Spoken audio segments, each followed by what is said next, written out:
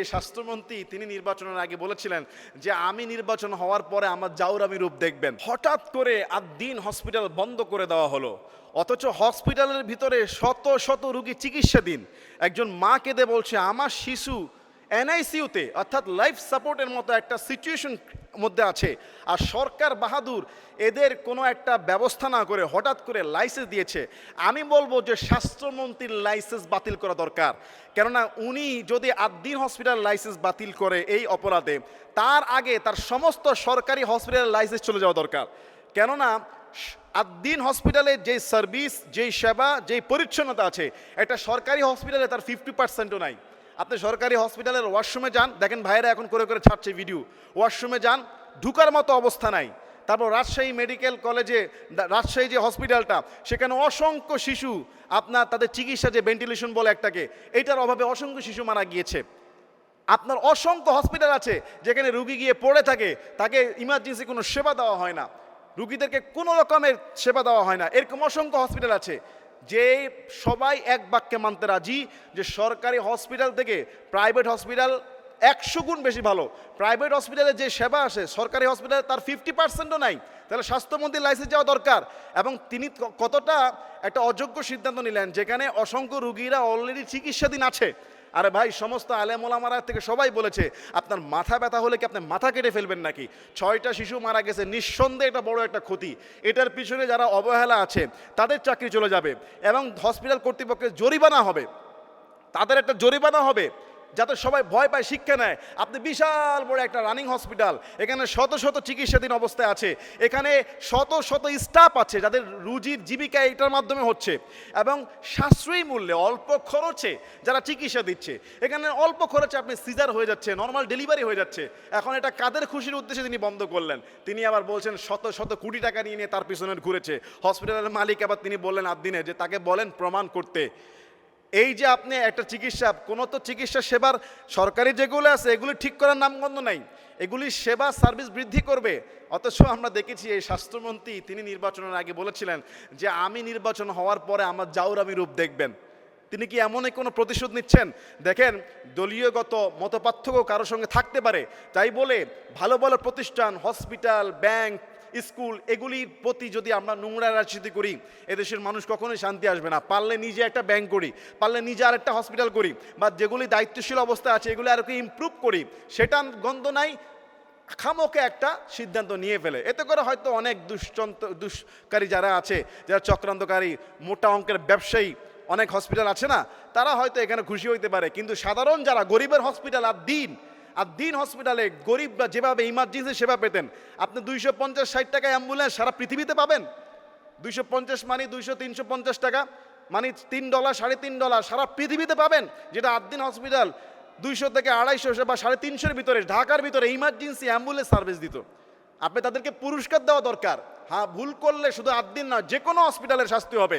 সরকারি হসপিটালে যদি গাফলতি হয়, সবার আগে স্বাস্থ্যমন্ত্রীকে সেই কাঠগড়ায় দাঁড়াতে হবে। আছে কোনো নামগন্ধ জবাবদিহিতা? আল্লাহ আমাদেরকে বুঝার তৌফিক দান করুক। এই যে হিংসাহিংসি, এইসব রাজনীতি ভালো না। হিংসা করে কাউকে ক্ষতি করা, এটা ভালো না। বরং সবাইকে সমানভাবে ভালোবাসা, দিন এবং ইসলামের সেবা করা, এটাই বড় উত্তম এবং কল্যাণ।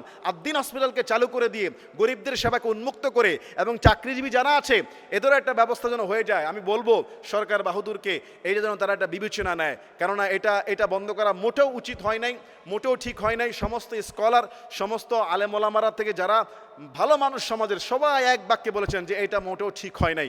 আল্লাহ আমাদের সবাইকে বুঝার তৌফিক দান করুক, আল্লাহুম্মা আমিন।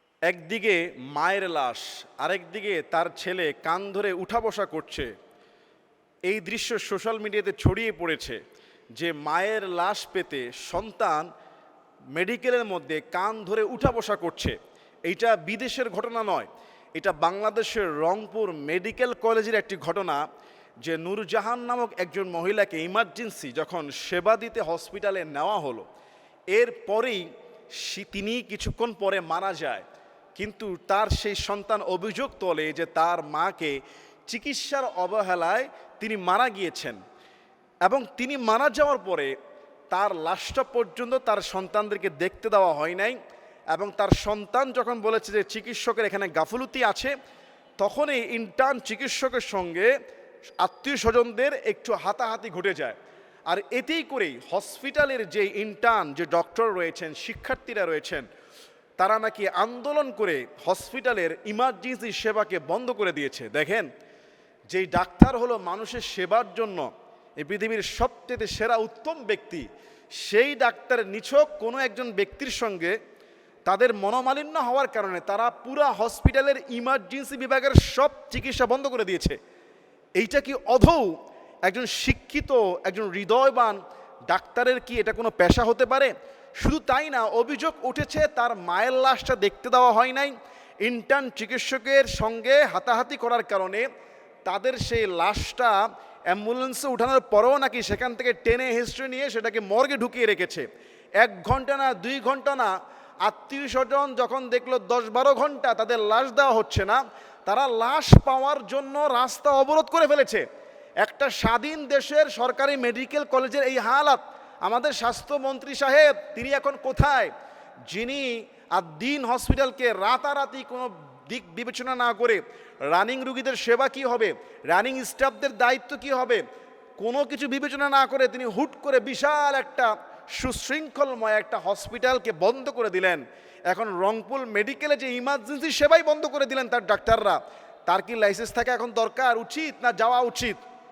আপনি কতটা অমানবিক হলে দেখেন, এই যে মেডিকেলে যারা আছে 11 ঘন্টা পরে নাকি তাকে লাশ দিয়েছে, তাও তার আগে পরিচালক বা কার রুমে নিয়ে সেই সন্তান মায়ের লাশ পেতে তাকে বাধ্য করেছে কান ধরে উঠে বসা করার জন্য। সে 10 বার উঠে বসে কান ধরেছে। এটাকে আবার সেই ইন্টার্ন যারা আছেন তারা পৈশাসিক আনন্দ হিসাবে ভিডিও করে খুব দ্রুত সোশ্যাল মিডিয়ায় ছড়িয়ে দিয়েছেন। এখন অভিযোগ উঠেছে যে এটা কেমন ডাক্তার বা এটা আমাদের দেশের কেমন হসপিটাল? একজন রোগী স্বাভাবিক তিনি অভিযোগ করতেই পারেন এবং তার অভিযোগ 100% সত্য হতে পারে। সরকারি হসপিটালের চিকিৎসা সেবা বেহাল দশা। তারা রুগী নিলে ধরে তো ধরে না, চিকিৎসা দেয় তো দেয় না, ডাক্তার আসে তো আসে না। আর ইমার্জেন্সি বিভাগে কেন ইন্টার্ন চিকিৎসক থাকবে? যারা বড় বড় ডাক্তার তারা কোথায় থাকবে? তারা কি শুধু প্রাইভেট হসপিটালে চেম্বার করবে? প্রিয় ভাইয়েরা, যে কোনো হৃদয় বিদারক ভাইদের যদি এই ঘটনা দেখে তার হৃদয় ছুঁয়ে যাবে। যদি এই অভিযোগ সত্য হয়ে থাকে, আমি বলবো প্রত্যেকটা ইন্টার্ন শিক্ষক এবং শিক্ষার্থী থেকে বহিষ্কার করা। কারণ এরা যদি লাশ আটকিয়ে এভাবে মানুষকে কান ধরে উঠা বসিয়ে যদি আনন্দ পেতে পারে, এরা কখনোই মানবের প্রকৃত সেবাকারী হতে পারে না। যদি অভিযোগ সত্য হয়, তদন্ত সাপেক্ষে এদেরকে শাস্তির আওতায় আনতে হবে এবং স্বাস্থ্যমন্ত্রীকে এটাকে জবাবদিহি করতে হবে। দেশের কোনো চিকিৎসা ব্যবস্থায় কোনো রুগী যেন এই অভিযোগ করার অবস্থায় না আসে যে অবহেলায় মারা গিয়েছে। প্রত্যেকটা চিকিৎসা হতে হবে কুইক এবং স্মার্টলি সার্ভিস দিতে হবে। আল্লাহ আমাদের সবাইকে বুঝার এবং আমল করার তৌফিক দান করুক। আল্লাহুম্মা